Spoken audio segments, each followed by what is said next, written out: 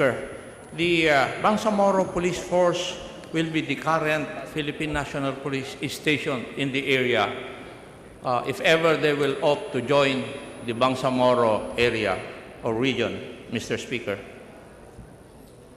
If that is the case, Mr. Speaker, then in the period of amendment, I propose that to insert provision, the Bangsamoro Police shall be composed of the members of the existing PNP regional office in the arm and other residents of the Bangsamoro Autonomous Region who may later on be recruited into the Bangsamoro Police, because this was not included in House Bill 5811, Mr. Speaker.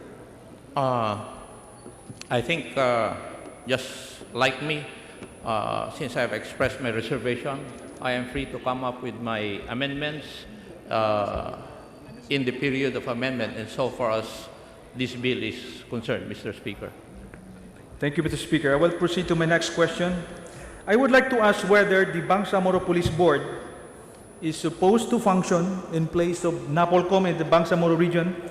Is this correct, Mr. Speaker, Mr. Sponsor? I think the Bangsamoro Police Force or the NAPOLCOM will have an office insofar as the Bangsamoro region is concerned, Mr. Speaker. And Mr. Speaker, it is named in the law, in the proposed bill, as Bangsamoro Police Board. Is this correct, Mr. Speaker? Precisely correct, Mr. Speaker. On Section 6, Article 10, may I ask whether there is a definition of various sectors whose representatives may form a total of 6 of the 11-member police board?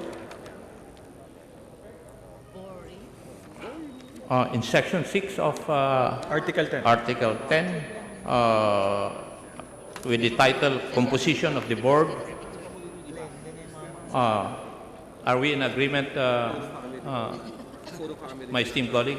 Section 6 of Article 10, the composition of the board. Are you speaking of this? Yes, Mr. Speaker. And is there any definition of the words there, various sectors? From interpretation, insofar as this phrase is concerned, the various sectors would mean the academe, business, women, youth, indigenous people, and other civic organizations, Mr. Chair. Yes, Mr. Speaker, various sectors appears to be open-ended in the proposed bill. I think various sectors should be read with sectoral representatives, a term found in the next section, Section 7. Beyond the operative phrases, various sectors and sectoral representatives in Section 6 and Section 7, are there any other qualifications and disqualifications for membership in the police board as set forth in the proposed bill? There's no mention of the qualifications insofar as this law is concerned, this proposed law is concerned, Mr. Speaker. Thank you, Mr. Speaker. Mr. Speaker, because in Republic Act 8551, there are qualifications for the members of NAPOLCOM. But nonetheless, my next question is, yes. May I complete my answer, Mr. Speaker? If we look at Section 6, the qualifications will be determined by the Bangsamoro Parliament if you read completely Section 6 thereof of Article 10. And I would like to quote, all the members of the board shall be appointed by the Chief Minister in accordance with the rules promulgated by the Bangsamoro Parliament for this purpose. And I would like to believe that in this sentence, it would carry, or the Bangsamoro Parliament will come up with the necessary qualifications to become a member of the board, Mr. Speaker. Thank you, Mr. Speaker. The text provide that, as what was a while ago read by the sponsor, it is the Chief Minister who appoints all members of the Bangsamoro Police Board. Is it possible for the Chief Minister to appoint all 11 members of the Police Board, 5 from Bangsamoro Parliament, 6 from various sectors, from those who belong to the Chief Minister's own political party? That's possible if we read Section 6 of Article 10 of the proposed Bangsamoro Basic Law, Mr. Speaker. Yes, Mr. Speaker, because it is the Chief Minister who appoints them, so it's possible that he's going to appoint members coming from his own political party. So the total membership of the Bangsamoro Police Board can belong to the same political party as that of the Chief Minister.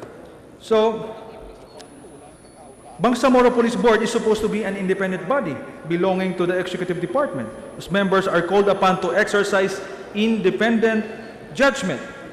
But you said that all its members, 6 of whom are parliamentarians, can come from a ruling party, can they not? Yeah, that is what the proposed law states. Thank you, Mr. Speaker.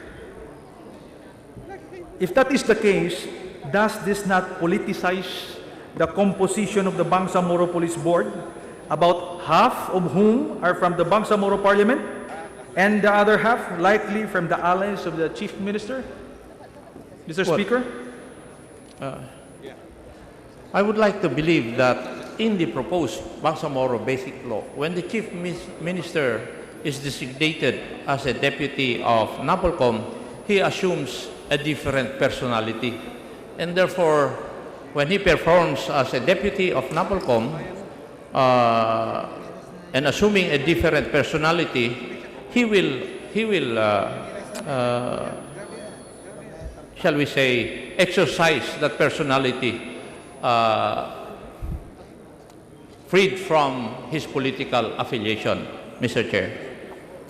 Mr. Speaker, I think in the dichotomy of politics, one is what should be done, and the other is the inclination of that person holding that office. And I believe, Mr. Speaker, that political affiliation will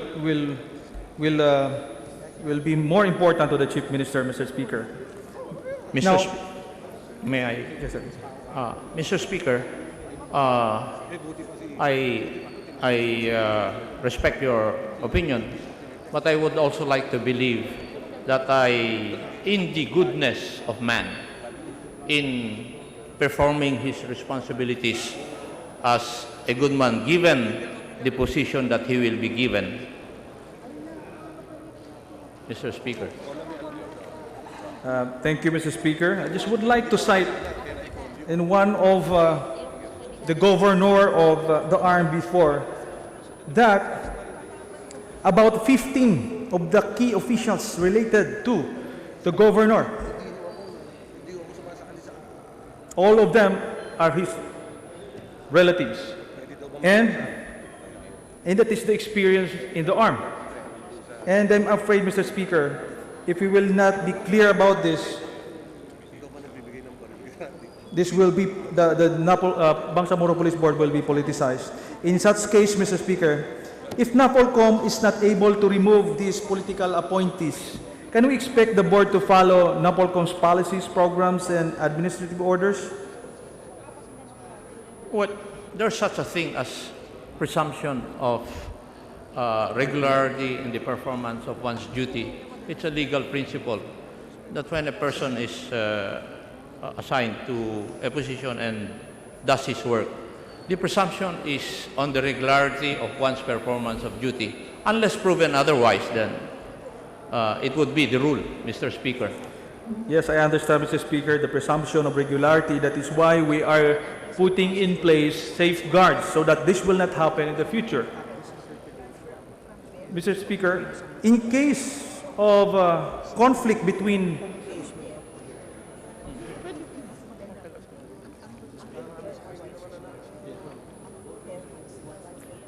Mr. Speaker, in case of conflict between NAPOLCOM and the Bangsamoro Police Board, which should prevail? The NAPOLCOM.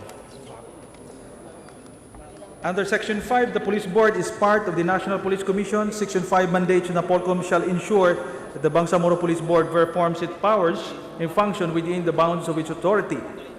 So, how would you now characterize the relationship between NAPOLCOM and the Bangsamoro Police Board? Does the NAPOLCOM hold power of control over the police board, or does it wield only the power of supervision? So long as the Mr. Speaker, so long as the Bangsamoro Police Board will perform its powers and functions in accordance with law, rules, and regulations, the NAPOLCOM will not interfere. It will only interfere when the Bangsamoro Police Board will not be performing its duties and functions in accordance with laws, rules, and regulations. Mr. Speaker. Thank you, Mr. Speaker. In case, Mr. Sponsor, sir, Mr. Speaker, in case that NAPOLCOM believes that members of the Bangsamoro Police Board are not functioning according to their mandate, and in fact found some issues that can be taken against them, can the NAPOLCOM remove members of the Bangsamoro Police Board, considering that it is the Chief Minister who appoints the members of the Bangsamoro Police Board, and it is not NAPOLCOM? So can NAPOLCOM remove members of the Bangsamoro Police Board? Yes, NAPOLCOM can remove him by filing a case against him, both criminally and administratively. He can be removed from office. But NAPOLCOM is not the one appointing the members of the Bangsamoro Police Board. How can NAPOLCOM remove? It is the Chief Minister who appoints. I believe that the power to appoint carries with it the power to remove. But in this instant case, if the NAPOLCOM has evidence enough to warrant the removal of a member of the Bangsamoro Police Board, what NAPOLCOM has to do is to file the necessary criminal and administrative cases so that that member of the Bangsamoro Police Board will be removed from office. That is what I meant, Mr. Chair. Mr. Speaker, I found it very difficult for NAPOLCOM in this situation because the members of the Bangsamoro Police Board will be appointed by the Chief Minister. And that, in case of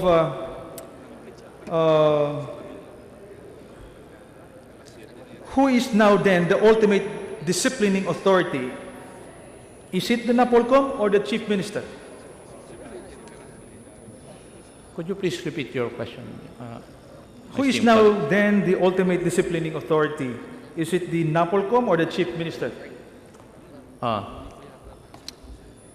Insofar as the members of the Bangsamoro Police Board are concerned, the Chief Minister has primary responsibility over the members of the Bangsamoro Police Board as a deputy of NAPOLCOM.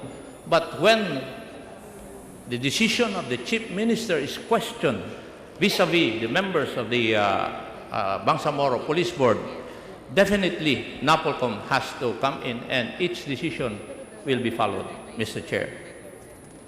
Thank you, Mr. Speaker. May I request for suspension, Mr. Speaker? Session suspended.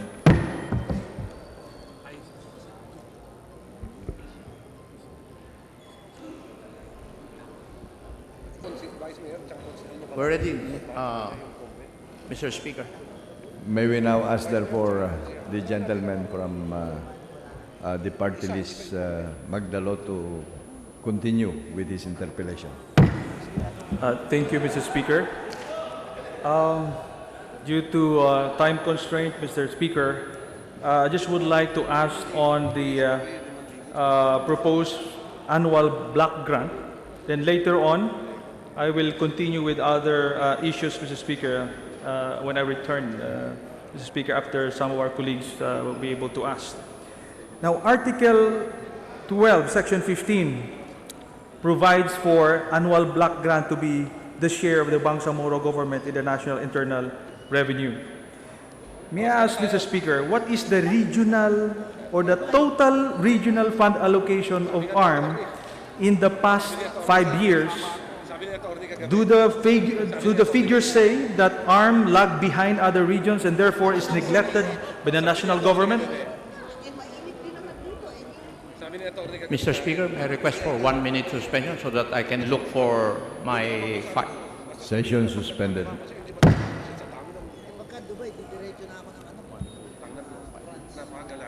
Mr. Speaker, The session is resumed. The question asked of this representation is what were the amounts of funds received by the ARMM for the past 5 years? So Yes, that would Mr. be- Speaker, the total regional allocations for the past 5 years. That would be starting from 2011. 2011, Mr. Speaker. Thank you. In 2011, the allocation of ARMM total, including the special purpose funds, would be 29.3 billion, Mr. Speaker, and among the regions, it ranked number 9 in 2011, Mr. Speaker. In 2012, the total allocation received by ARMM, including all the other funds aside from the regular funds received, would amount to 38.7 billion. And again, it was ranked number 9 among the regions, Mr. Speaker. In 2013, the amount received by ARMM amounted to 43.8 billion. All the funds, including regular special purpose funds, and it ranked number 11, Mr. Speaker. In 2014, the amount received by ARMM was 44.5 billion, and it ranked number 13. And in 2015, the amount received by the region amounted to 45.083 billion, and it ranked number 13 among the regions, Mr. Speaker. Thank you, Mr. Speaker. I think that's correct, Mr. Speaker. I have posted in our slides the total regional allocations from 2011 and the rank of Autonomous Region of Muslim Mindanao out of 17 regions. I placed there 17 regions, but because what the sponsor stated was the ranking accepting NCR. But if you include NCR, it is claimed that ARM have been in the bottom when it comes to the fund allocations, but based on the comparative study of regional allocations of the expenditure program by department and special purpose fund for the past 5 years, that is not the case. Out of 17 regions, ARM ranked number 10 in 2011, that is including the NCR, and 2012, number 12 in 2013, and number 14 in both 2014 and 2015. Yes, in 2015, the amount is already 45 billion. Now, the ad hoc committee has requested DBM the data on the budgets of ARM in the last 10 years, that is 2006 to 2015, and the estimated per capita. DBM has replied to the ad hoc committee on February 11, 2015. The figures provided, however, were regular allocations as per General Appropriations Act. In the case of 2015, it is only 25.23 billion, but the reality is there are other sources of funds that go to particular agency, which amounts to an additional of 20 billion more for the ARM.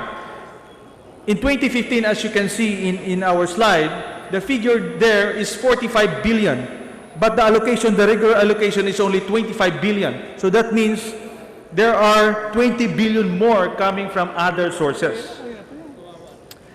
Let us, for example, examine or break down the total ARM regional allocations for 2015.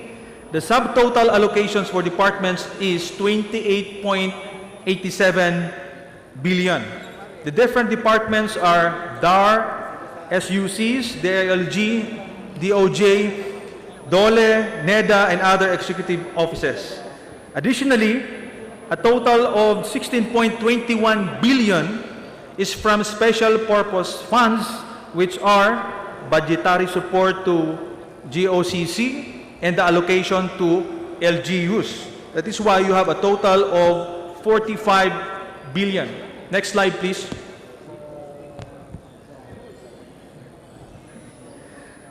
Another document provided to me state that an additional regional allocations to ARM for 2015 from national government with an amount of 12.57 billion.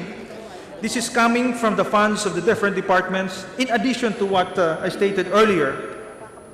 These are the departments of DA, DepEd, DSWD, DPWH, DOH, PHIC, CHED, and TESDA.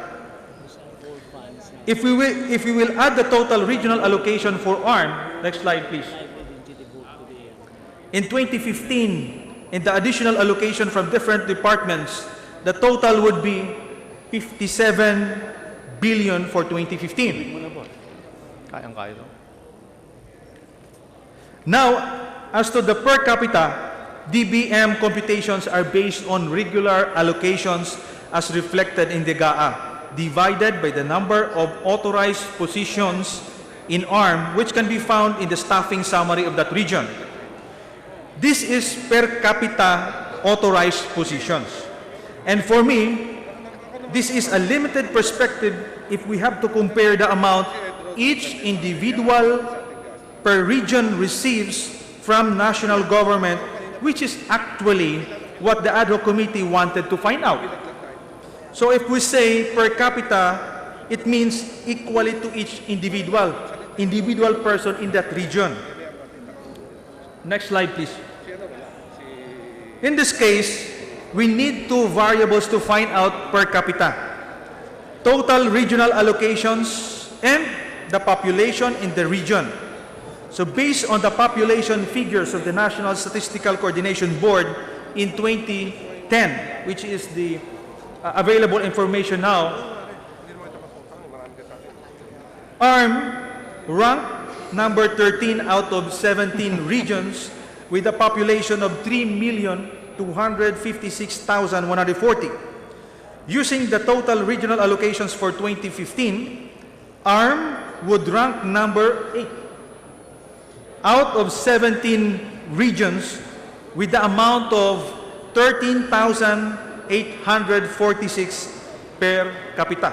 So ibig sabihin nito, kung titingnan ho natin ang individual, kada region, kung ilan ang nare-receive nila, yung ARM ay pang-8 out of 17 regions.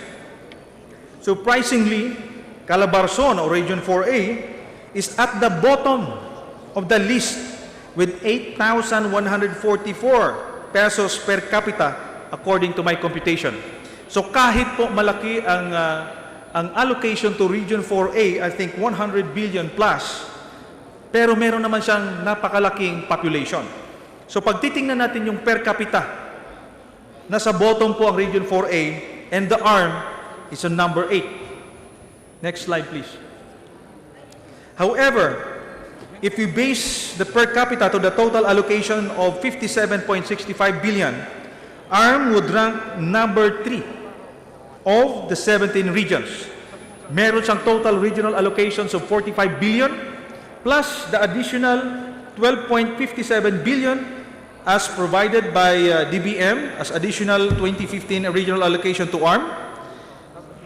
So magiging number 3 na po ang ARM when it comes to per capita. So napakalaki po ang effect noon dahil sinasabi na nasa bottom po ang ARM. So the contention that ARM lag behind other regions when it comes to allocation, for me, is not true. Now, Mr. Speaker, my next question is, what is the estimated annual total allocations of the envisioned Bangsamoro government in the next 5 years? Are the allocations not unfair to other regions and agencies of government?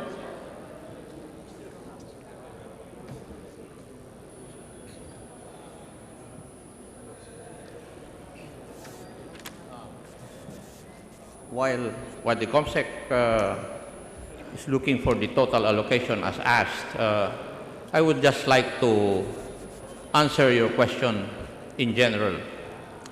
In lieu of the usual parochial criterion of just comparing the funding allocations given to other regions, this taxpayer recommends that the criterion for the proper determination of amounts of funds to be allocated to the Bangsamoro region, particularly for rehabilitation, development, and for capacity building in the Bangsamoro should be the question.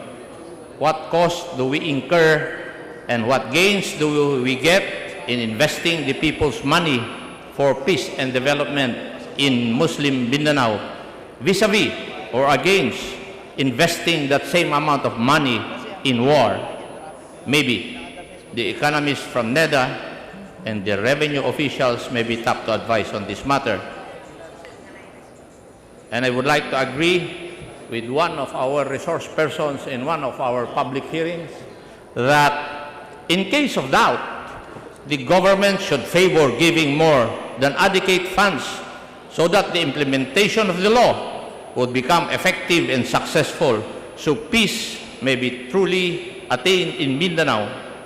The program of expenditures of such funds shall however be subject to the guidelines of a joint oversight committee of Congress, which I would like to propose during the period of amendment, and the Senate to be set up for the purpose of overseeing the proper implementation of this law, or this proposed law, if ever it becomes a law.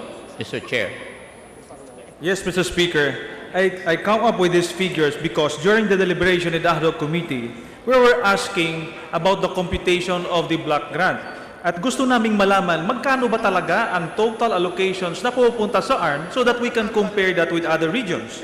So, ano ang basis ng computation? Kaya I came up with these figures that actually the Bangsamoro or the ARMM is not at the bottom of the fund allocations. And even if you compute that per capita, they're not at the bottom, they're actually in the first half. And now, Mr. Speaker, I will answer the first part of your question, my esteemed colleague.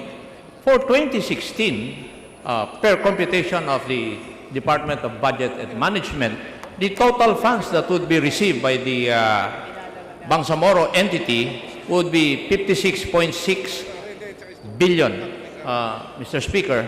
In 2017, it would be 56.2 billion.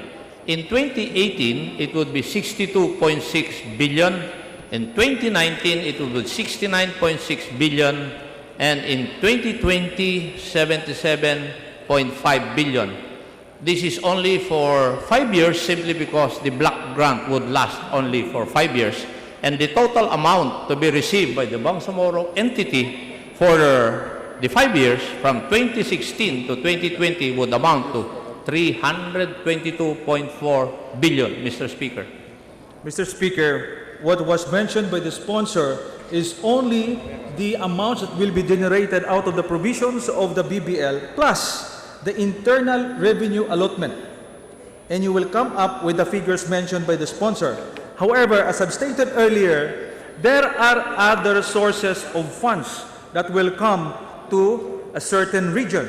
As I've explained earlier, and according to the data given to us from DBM, the total allocation for the next 5 years would amount to around $500 billion, including all the national government agencies subsidy and the infrastructure fund. But nonetheless, Mr. Speaker, I'm concerned about the... Mr. Speaker, may I dispute the statement of my esteemed colleague Yes, from Mr. Magdalo? Speaker.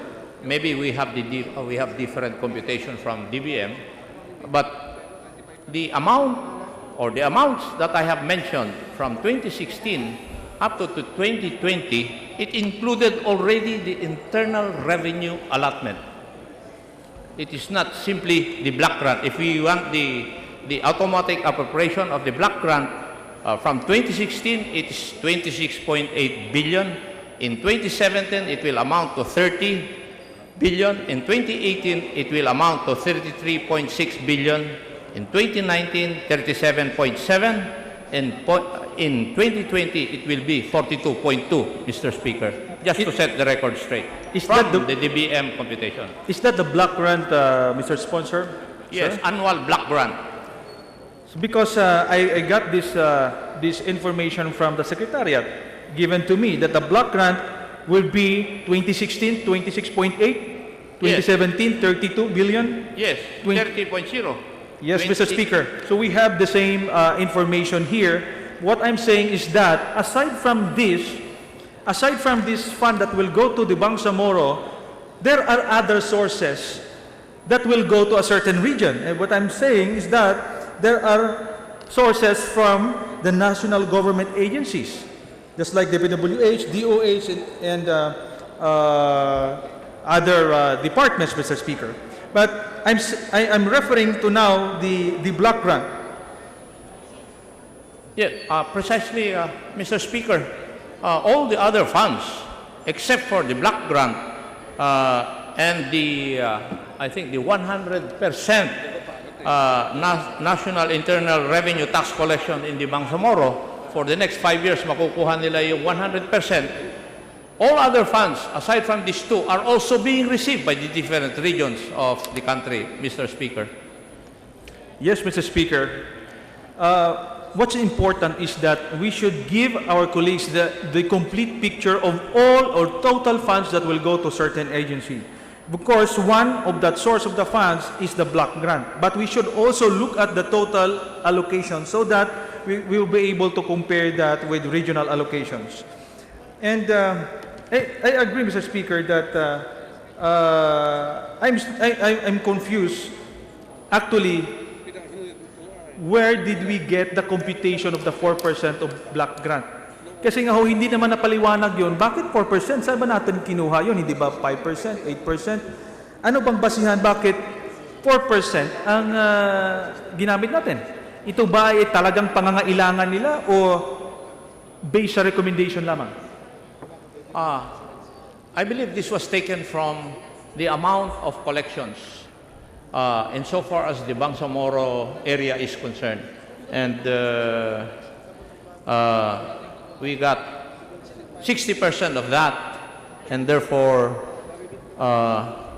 we got that from that computation of 4%, which is approximately the current ARMM budget. That is why, Mr. Speaker, I was asking kanina na kung meron bang comprehensive review ang Autonomous Region of Muslim Mindanao para makita ho natin yung paggamit ng pondo doon. Hindi lamang doon sa nag-allocate tayo dahil maliit siya, next year dapat mag-increase. Dapat malaman ho natin dahil ang tanong ngayon kahit na sa ating mga anak, kailangan ng anak natin ng pera. Ano ba ito? Needs mo ba ito o wants lang? Kailangan ba natin ito? Kasi otherwise, i-account natin sila. Magkano bang ibibigay natin? Ayon ba yan sa pangangailangan? So, dapat makita natin itong pangangailangan sa ARM, specific, and that would have been the basis of coming up with the 4%. Na makita natin na ito palang pangangailangan ng Bangsamoro. Mr. Speaker, the current amount of funds received by the ARMM is 26.8 billion, which is approximately the current ARMM budget. Now, the collection of the internal revenue, insofar as the ARMM area would amount to 1.2 trillion. 60% of that would be 7.2 billion, and we multiply that by 4%, it would give us 27 billion, which is approximately the current budget of the ARMM. That is how we got the 4%, Mr. Speaker, and that was the first part of your question. So that means, Mr. Speaker, we just base the computation of the block grant on the allocation, on the regular allocation of ARM. Again, I will go back to my previous statement that is the computation based on the actual needs, based on the review and study of what really ARM needs. Kaya nga po, kung yun palang basihan natin, kung nag-increase po tayo ng allocation without really going through a study, then malaki talaga ang ibibigay natin sa kanila. No?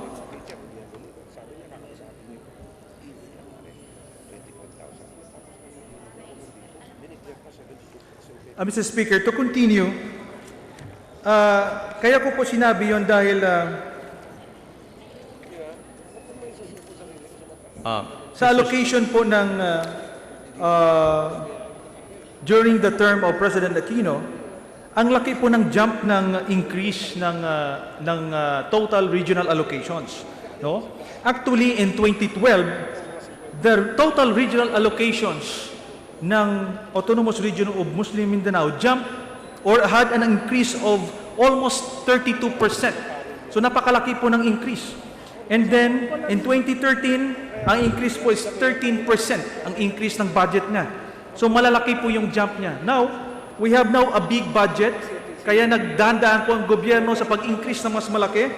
However, we use that amount as a basis of 4% computation, Mr. Speaker. Now, I agree with the computation. 4%, paano kinuha po paano po i-compute. Pero ang concern ko rin, Mr. Speaker, kasama dun sa amount that will be provided to the Bangsamoro is the 100% national internal revenue tax collection in the Bangsamoro. Dahil yung 4%, kukunin po natin yan sa 60% that is left after deducting 40% for the IRA.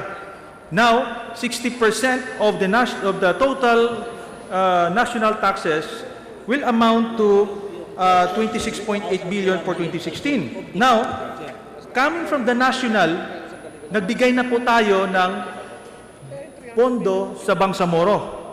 Plus, yung Bangsamoro hindi po mag-re-remit sa national government. I-retain niya po yung 25% na share ng tax collected in the Bangsamoro. So parang doble po siya. Hindi siya nag-contribute sa national, hinold niya for the next 10 years, and yung tax na 100% na hindi kasama po ang autonomous region doon, kukuha po tayo dyan ng portion para ibibigay po sa kanila. So, yun lang po ang point ko na parang doble yung binigay ho natin sa kanila. I think, Mr. Speaker, the amount that we are going to give the Bangsamoro entity would not be doubled if we remove the annual block grant given by the government. As I've stated,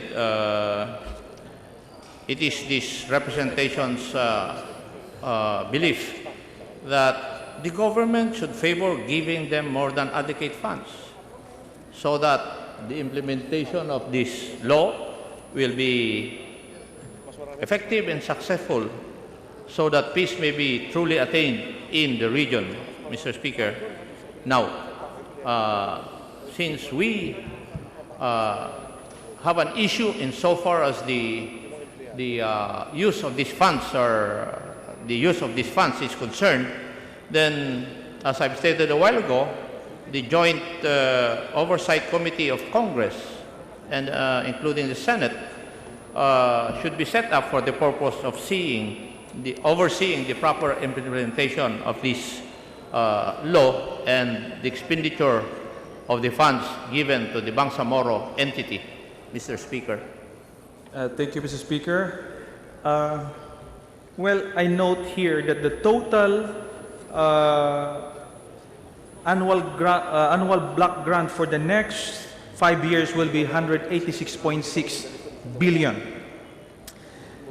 Mr. Speaker, because of time limitation, Mr. Speaker, I will proceed to my point, Mr. Speaker. I cannot help but compare, Mr. Speaker, these Bangsamoro fund allocations with the fund allocations for the agency and sector that are directly involved in the defense and security of our country, almost 60% of which is deployed in Mindanao. What I am referring to are the Armed Forces of the Philippines and our veterans. Next slide, please. The AAP Modernization Program, 20 years after enacting into law, RA 7898 of the AAP Modernization Act, our armed forces are still in a sorry state, especially with the current development at West Philippine Sea. The continuing problems on internal security and the disastrous effects of typhoons and calamities in the country. Only 51 billion pesos was released from an envisioned amount of 331 billion for the modernization of our armed forces, or a measly 15% achievement. I'm talking about the policy priority here, Mr. President, Mr. Speaker. Republic Act 7898 expired in 2011. Another law, the revised Armed Forces of the Philippines Modernization Law, or Republic Act 10349, was approved by Congress on December 2012 to extend the first modernization to another 15 years to boost the Armed Forces of the Philippines trust to acquire new and modern equipment and develop its capability. The new Armed Forces Modernization Act envisions an amount of at least 75 billion pesos for the first 5 years, or at least 15 billion pesos annually. This amount pales in comparison with the envisioned block grant of the Bangsamoro, with 26.8 billion on the first year and around 187 billion in 5 years. So kung gagamitin pala natin pareho sa modernization, Mr. Speaker, for the purposes of comparison, after 5 years, mas modernized pa ang Bangsamoro Police Force kaysa ating Armed Forces of the Philippines. Nakakalungkot ito dahil kaawa-awa ang estado ng ating armed forces, pero napakalaki ang ating expectation ng buong sambayanan sa kanila, lalong-lalo na ngayon sa gitna ng issue sa West Philippine Sea. Kaya ho, nilagay ko ang picture dyan ng ating barko. Nakita natin kung gaano kabulok ang ating barko sa ayungin, West Philippine Sea. All we can do is trust on the commitment of the Americans that they will come to our aid based on the Mutual Defense Treaty that they signed with us. The new AAP modernization program, which was submitted to the Department of Budget and Management in 2012, still awaits approval from the President up to now. 3 taon na po. Funds for the projects would not be released until the modernization program gets the President's Aquino's approval. On the other hand, nagmamadali tayong lahat na may pasa ang BBL so we can start providing billions of pesos to Bangsamoro that will be led by the MILF. What an irony, Mr. Speaker. It is no wonder that we are seen contented with the government negotiating from a position of weakness and tremble and fear every time we are threatened by the MILF of war when the issue of watering down or non-passage of BBL come up. Mr. Speaker, next slide please. Related to the issue, Mr. Speaker. Mr. Speaker. With the permission of the gentleman from Magdalo Party List, may we recognize the Majority Leader? Mr. Speaker, with the indulgence of Honorable Gary Alejano, I would like to seek his permission, if he would allow, that he continues with his interpellation on some other time, so that we can allow other colleagues of ours to also interpellate. Session suspended.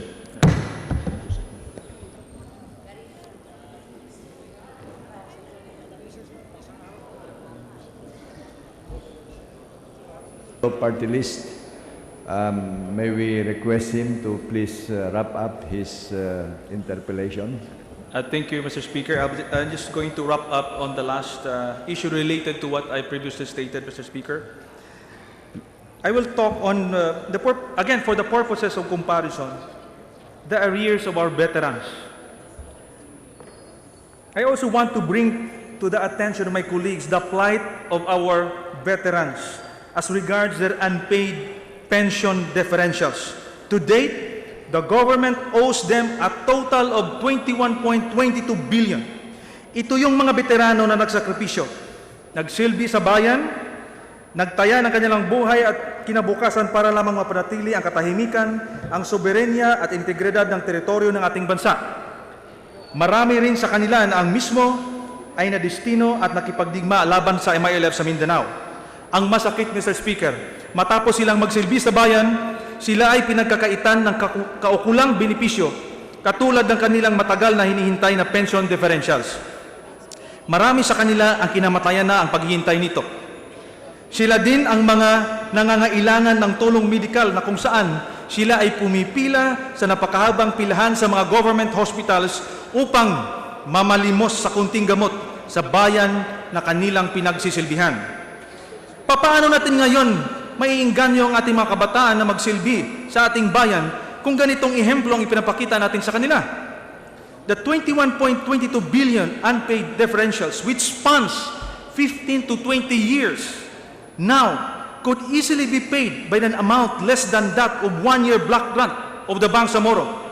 Kaya nakikiusap ako na huwag natin silang kalimutan, Mr. Speaker, sa gitna ng usaping basic law of the Bangsamoro Autonomous Region, because sila po ang pinapadala natin sa Mindanao, ini-equip, at pag nag-retire, hindi po natin mabibigyan ng benepisyo.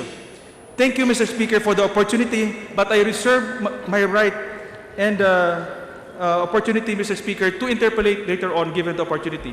Thank you, Mr. Speaker. Subject to the rules of the House, the reservation done by the Honorable Alejano is noted and granted. The Majority Leader.